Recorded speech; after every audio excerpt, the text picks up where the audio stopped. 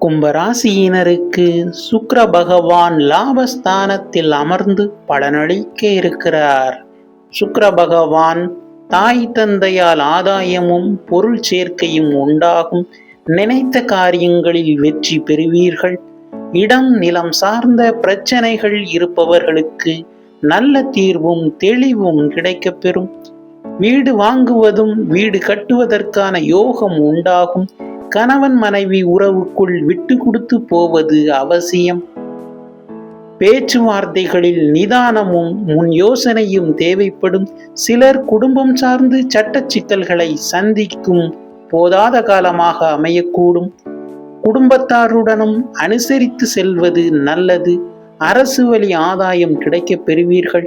பொருளாதார சிக்கல்களை சமாளிக்கும் விதம் பண உதவியும் பண வரவும் கிடைக்கும். மீண்டும் அடுத்த பதிவில் சந்திப்போம். நன்றி.